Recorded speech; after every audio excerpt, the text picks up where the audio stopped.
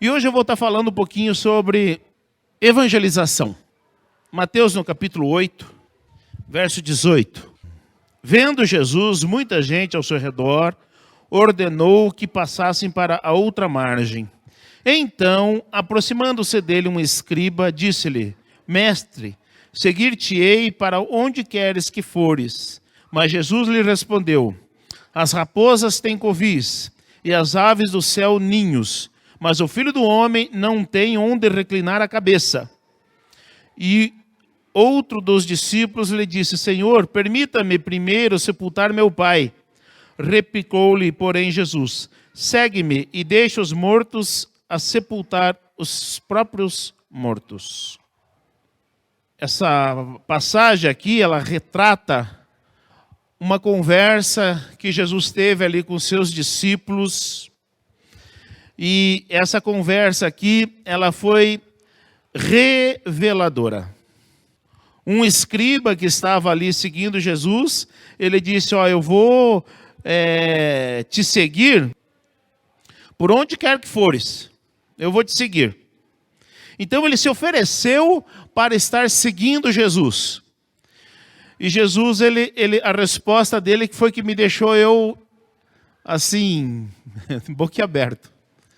Muitas vezes quando a gente vai anunciar o evangelho, a gente não vê a hora que a pessoa aceite, né? E diga: não, eu vou seguir. E Jesus, parece que ele joga um balde de água fria. Na sede, no fogo que ele estava, esse escriba para seguir Jesus, ele diz: meu amigo, os passarinhos têm ninho, as raposas covil, mas eu não tenho o que te oferecer. Então, Jesus, ele mostra algumas coisas que eu quero compartilhar aqui com vocês. O que me chamou a atenção foi por que motivo esse escriba queria seguir Jesus. E muitas vezes a gente, quando anuncia o evangelho, a gente vê as pessoas tendo muitos interesses, né, para seguir Jesus. E eu quero relatar alguns possíveis interesses desse escriba. O escriba ele poderia ter sido influenciado pelo amor que ele viu em Jesus pelas almas. E a gente vê aqui no início do capítulo, o verso 1 diz assim: Ora, descendo ele do monte, grandes multidões o seguiram. E eis um leproso, tendo se aproximado, adorou-o, dizendo: Senhor, se quiseres, podes purificar-me. E Jesus, estendendo a mão, tocou-lhe, dizendo: Quero, fique limpo. E imediatamente ele ficou limpo da sua lepra. Disse-lhe então Jesus: Olha, não o digas a ninguém, mas vai-te, mostra ao sacerdote e faz ofertas que Moisés ordenou para servir de testemunho ao povo. Quando o escriba, ele estava seguindo Jesus, e ele viu como que Jesus amava o povo, ele pode ter sido influenciado por isso. Ele, apesar de estar numa maratona, né, de andanças ali pela região, ele não se importou de atender um leproso. Ele não se importou. Muitas vezes, o que toca o coração das pessoas não é nem as palavras que falamos, é a maneira que nos portamos. E Jesus, ele demonstrava amor em tudo o que ele fazia. Ele demonstrava amor por quem ele se relacionava. E talvez esse escriba viu esse grande amor que Jesus demonstrou por esse leproso aqui. Também, Jesus, ele curava as pessoas. E ele curou aqui do verso, desde o 10. Ouvindo isto, admirou-se Jesus e disse aos que o seguiam: Em verdade vos afirmo que nem mesmo em Israel achei fé como esta. Digo-vos que muitos virão do Oriente e do Ocidente e tomarão lugares à mesa com Abraão do reino e serão lançados para fora nas trevas. Ali haverá choro e ranger de dentro. Então Jesus disse ao centurião: vai-te e seja feita conforme a tua fé. Naquela mesma hora o servo ficou curado. Esse centurião viu Jesus curar, o servo do centurião nem ali estava. Ele simplesmente disse: pode ir que ele já está curado. E isso pode ter impressionado, influenciado esse escriba em seguir Jesus. Jesus sempre operou milagres, ou de perto ou de longe. E ele continua operando milagres nos dias de hoje. Você já viu algum milagre de Jesus? Eu já vi. E eu já vi muitos. E eu falo para vocês, eu sou um milagre de Jesus. Eu sou um milagre de Jesus. Eu fui diagnosticado com uma enfermidade aos 11 anos de idade que não tinha cura. Não tinha cura. E meus pais, eu lembro a última vez que eu tomei o remédio. Meus pais, era um domingo à tarde, eu estava sentado embaixo do pé de uma árvore que se chama Quiri, é uma árvore lá do sul, para cá eu não conheço, nunca vi. Eu estava sentado debaixo e eu tive uma crise terrível. Aí, meus pais eram no domingo à tarde e a gente só conseguiria ir para a cidade no outro dia, porque só tinha ônibus 5 da manhã. E no outro dia, naquele mesmo dia, era um final de tarde, meu pai saiu e vendeu tudo que podia vender, pegou dinheiro e minha mãe foi comigo, me levou para Xaxim. E nós fomos nos hospitais, tinha 2 hospitais na cidade, e naquela época vendia remédio nos hospitais. E minha mãe comprou todo aquele dinheiro daquele remédio que eu tomava, porque eu tive a crise, porque faltou o remédio. Aquele dia eu não tinha tomado, não podia faltar um dia de tomar o remédio, que era terrível. E minha mãe comprou todo aquele dinheiro que meu pai vendeu o porco, vendeu as coisas lá, e comprou tudo em remédio. Deu uma sacolona. Deu uma sacolona de remédio. E nós só saímos lá do último hospital, que era próximo da rodoviária. E aí nós fomos atravessar a avenida e tinha no meio da avenida tinha uma lixeira grande.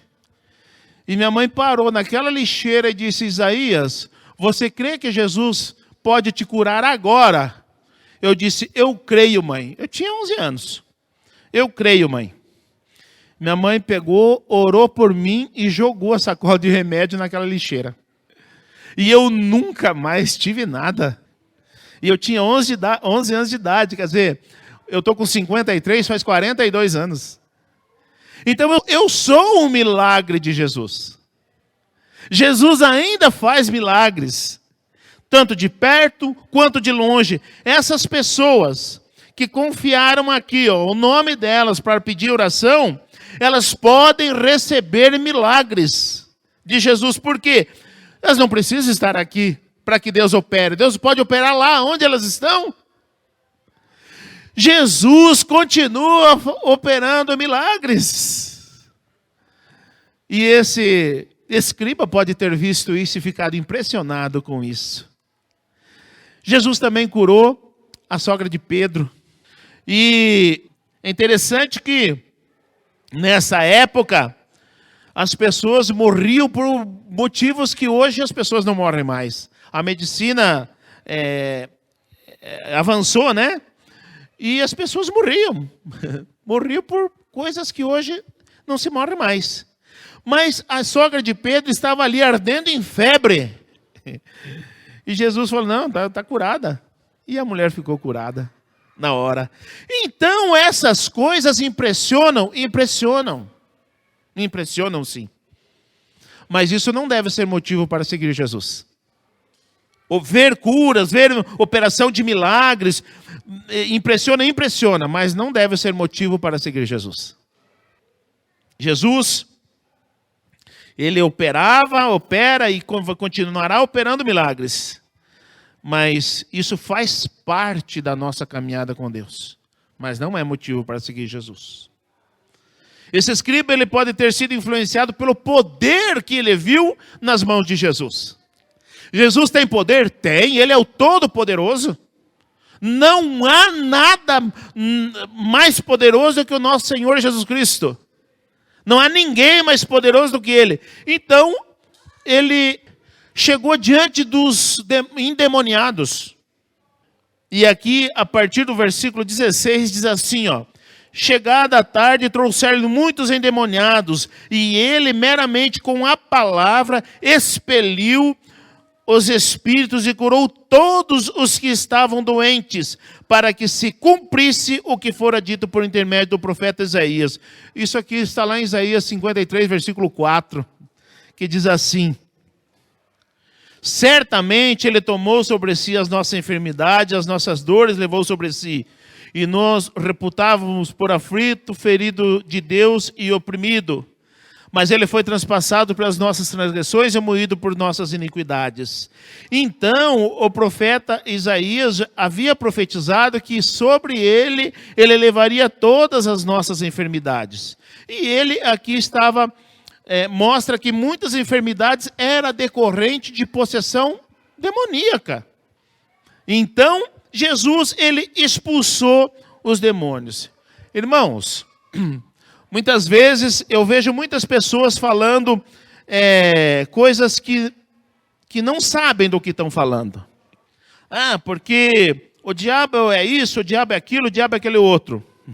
As pessoas não sabem o que estão falando. O diabo tem poder? Tem poder, sim. Tem poder, sim. E nós vemos muitas pessoas oprimidas do diabo, por quê? Porque ele tem poder. Ele não tem todo o poder, mas ele tem poder. Ele não pode contra nós, porque nós somos de Cristo. Mas que ele pode fazer um estrago na vida de uma pessoa, ele pode. Com enfermidade, com aquelas que não estão em Cristo. Ele faz um regaço na vida. Ele não pode contra nós, então nós precisamos ter essa consciência. O diabo, ele tem poder, ele tem poder. A gente não brinca com essas coisas. Mas nada se compara com o nosso Senhor Jesus Cristo. Então, ele viu Jesus chegar e libertar aqueles endemoniados. Isso pode ter chamado a atenção. Mais um pouquinho mais para frente, ele libertou um tal de gadareno. E esse gadareno, ele dava trabalho. Era um endemoniado diferente. A possessão que tinha na vida dele, quando Jesus chegou, ele disse que era legião. Legião. Então, eram muitos demônios.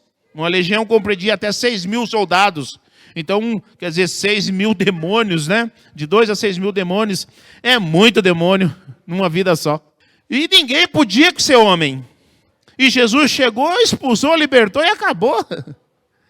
Então, o escriba, ele pode ter sido influenciado por ver o poder de Jesus. Jesus tem poder? Tem poder sim, irmãos. E ele tem todo o poder. E nós devemos nos apoiar sim no poder que Jesus tem. Porque em nome deles, nós também expelimos demônios. No nome dele, nós também curamos enfermos.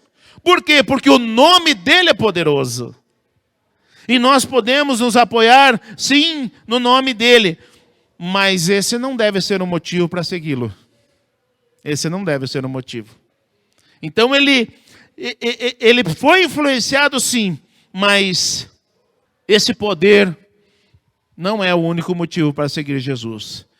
Mais para frente um pouquinho, o navio estava a ponto de ser levado pela tempestade, e ele ordena a tempestade, e a tempestade se acalma. Jesus mostrou que ele tinha poder sobre o homem, sobre o reino espiritual e sobre a natureza. Então o poder de Jesus é muito grande, irmãos. Ele não só demonstrou lá, ele tem hoje. Ele tem poder sobre as nossas vidas, mas ele tem poder sobre todo o universo. Ele tem poder sobre os demônios, sobre o inferno e seus demônios. Ele tem poder sim.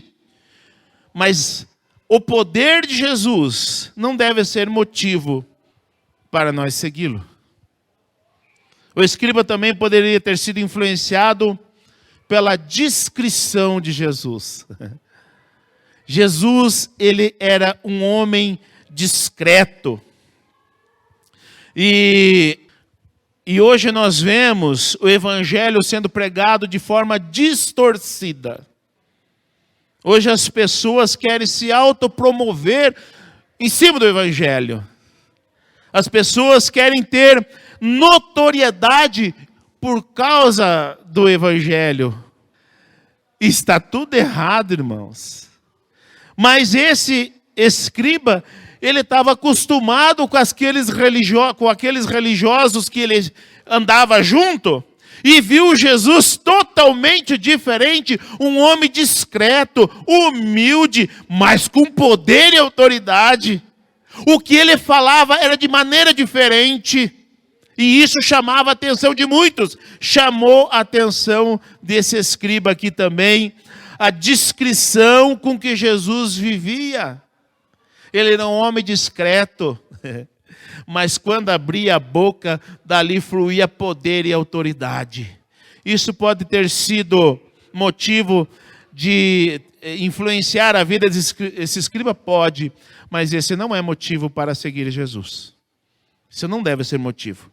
O Paulo, ele quando escreve aos Filipenses, do verso 1 em diante, ele diz assim: quero, irmãos, que saibais que as coisas que me aconteceram contribuíram para o maior proveito do Evangelho, de maneira que as minhas prisões em Cristo foram manifestas por toda a guarda pretoriana e por todos os demais lugares. E muitos dos irmãos no Senhor, tomando ânimo com as minhas prisões, ousaram falar a palavra mais confiadamente, sem temor. Verdade é também que alguns pregam a Cristo por inveja e porfia, mas outros de boa vontade. Uns, na verdade, anunciam a Cristo por contenção, não puramente, julgando acrescentar aflição às minhas prisões. Mas outros, por amor, sabendo que fui posto por defesa do Evangelho. Mas que importa, contudo, contanto que Cristo seja anunciado de toda maneira, ou com fingimento, ou com verdade. Nisto me regozijo e me regozijarei ainda. Paulo, logo após todos esses episódios aqui, Paulo ele vem combatendo, porque tinha muita gente pregando o evangelho de maneira errada, por motivos errados. Então, ainda que Jesus ele viveu ali com discrição, pode ter chamado a atenção desse escriba, mas nenhuma dessas coisas listadas são motivos para seguir a Cristo. Nós precisamos ter consciência que o Evangelho de Cristo é mais profundo do que essas coisas. Essas são as coisas externas que a gente vê, mas há coisas interiores que a gente não vê, e são esses os reais motivos pelos quais nós precisamos anunciar a Cristo. Por que que Jesus pregava às multidões? Primeiro, em obediência ao Pai. Jesus era submisso à sua missão. E quando ele diz aqui para o escriba, quando ele diz assim, Jesus, vendo a gente ao redor, ordenou que passasse para outra margem. Então, aproximando-se dele, um escriba disse-lhe: mestre, seguir-te-ei por onde quer que fores. Mas Jesus respondeu: as raposas têm covis, e as aves do céu ninhos, mas o Filho do Homem não tem onde reclinar a cabeça. Então, quando Jesus ele diz isso, ele está trazendo para o escriba os reais motivos de seguir a Cristo. Os motivos de seguir a Cristo não são exteriores, são interiores. Jesus estava dizendo que o verdadeiro evangelho, ele não oferece vantagens terrenas para segui-lo. Ele diz: o Filho do Homem não tem onde reclinar a cabeça. Por que você quer me seguir? É por isso que você viu? Ou por algum outro interesse? Então, Jesus ele nunca ofereceu vantagens para aqueles que se propõem a anunciar o seu evangelho aqui na terra. E nós precisamos ter esse cuidado. Ninguém deve servir a Cristo por qualquer vantagens que o evangelho possa oferecer. Jesus, ele seguia a Deus por obediência, por submissão, por amor. Ele não tinha nenhum outro interesse. Ele estava disposto a se humilhar até a morte de cruz, porque ele amava a Deus, porque ele servia a Deus, porque ele era um servo fiel. E esse é o motivo para nós seguir a Cristo. O verdadeiro evangelho, ele não negocia a fé. E nós vemos hoje muitas pessoas seguindo a Cristo por vantagens, porque tem segundas intenções, segundo interesses, porque o evangelho, ele dá status. Será mesmo? Hoje a gente vê nas redes sociais quanta banalização do evangelho. E é isso que as pessoas estão enfadadas, porque elas veem o evangelho como vê lá na rede social. E eles acham que aquilo é evangelho. Não é evangelho, irmãos. Não é. O evangelho é diferente. Nós precisamos viver o nosso cotidiano. Nós não podemos seguir a Cristo por vantagem terrena nenhuma. Por quê? Porque Deus não negocia a fé. O evangelho, ele não negocia. Olha o verso 21, que diz assim: outro discípulo, Senhor, permita-me ir sepultar meu pai. Replicou-lhe, porém, Jesus, segue-me e deixa os mortos sepultar os seus mortos. Irmãos, não era uma boa justificativa dessa pessoa: Senhor, eu vou te seguir, mas deixa eu ir lá sepultar o meu pai? Quer dizer, não quer dizer que o pai dele tinha morrido, mas ele precisava cuidar do pai dele até a morte. E Jesus diz, eu não negocio isso. Você quer me seguir, me siga. Se não quiser, volta para trás. Irmãos, o evangelho não dá margem de negociação. E as pessoas hoje estão negociando, colocam muitas coisas primeiro. Não, mas primeiro eu preciso fazer aquilo, primeiro eu preciso ter isso, primeiro eu preciso ajeitar aquilo. E estão negociando com Deus para poder servir a Deus. Gente, você quer servir a Deus? Sirva. Não coloca nenhum empecilho. Não coloca nada na frente. Se quer seguir, siga. Se não quer, não siga. Jesus não obriga ninguém a segui-lo. A gente segue porque a gente quer. Jesus não oferece vantagem para quem o segue. Vantagens terrenas. A gente segue porque a gente quer. Então nós precisamos parar com esse negócio de evangelho de internet. Está errado. As pessoas estão ali negociando aquilo que Deus não negocia. Deus não negocia. Você quer fazer suas coisas? Primeiro vai e faça. Vai e faça, sem problema nenhum. Porque se eu me recusar de servir a Cristo, o problema é meu, não é de Deus. E as pessoas hoje estão se achando tão importante ao ponto de pensar, sem mim, Deus não é nada. Como assim?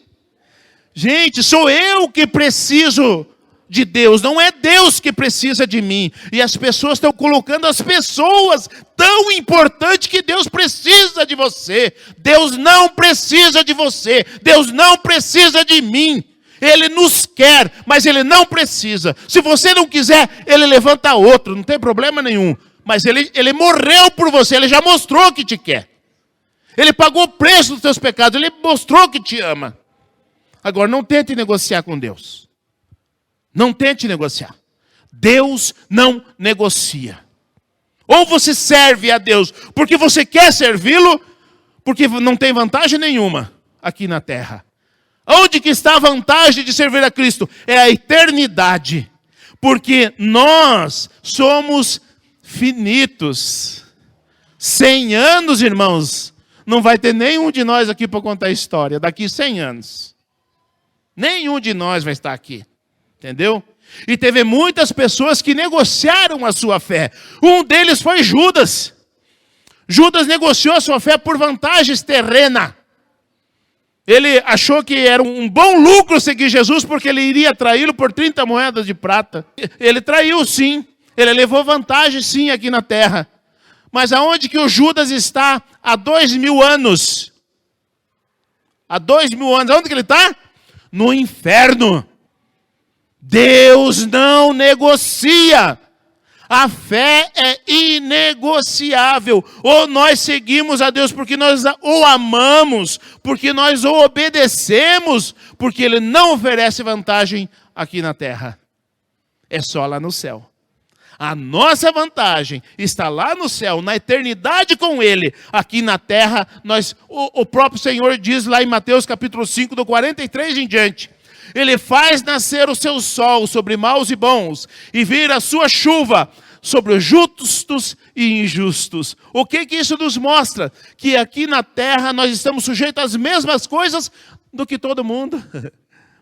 Quando chove lá na sua casa, você que é gente boa, quando chove lá na sua casa, não chove na casa do bandido também? Chove. Quando nasce o sol lindo, maravilhoso lá na sua casa, não nasce na casa do bandido também? Nasce. Então nós estamos aqui na terra, debaixo das mesmas condições. A diferença é lá na eternidade. Por isso que Jesus esclareceu para esse escriba. Ô escriba, você quer me seguir? Quero. Ó, deixa eu te falar, ó, não tem vantagem nenhuma. Mesmo assim você quer? Foi mais ou menos isso que Jesus disse para esse escriba. Porque as pessoas hoje estão oferecendo um evangelho que não é de Cristo. Eles estão oferecendo vantagem. Venha para Jesus que a tua situação financeira vai melhorar. Vai mesmo? Tem muitos milionários que vão para o inferno. E aí, qual a vantagem?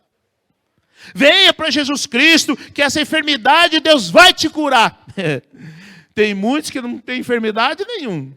E morreram caindo na calçada, atropelado por uma moto, atropelado por um carro, sem doença nenhuma. E morreram. Então Deus não negocia a nossa fé em Cristo. Ou nós depositamos a nossa fé em Cristo porque nós o amamos e queremos nos submeter ao seu evangelho, ou está tudo errado. Ele pode curar de qualquer enfermidade. Está aqui, ó, Ele me curou. E pode ter certeza que aqui, nesse recinto aqui, tem muitas pessoas que podem testemunhar do que Deus já fez. Esses dias nós ouvimos um testemunho da irmã Magda. Outro dia ouvimos um testemunho da Paula. Um tempinho atrás ouvimos o testemunho do Paulo. Deus ainda cura, mas esse não é motivo para segui-lo. É isso que Jesus está dizendo aqui para esse escriba.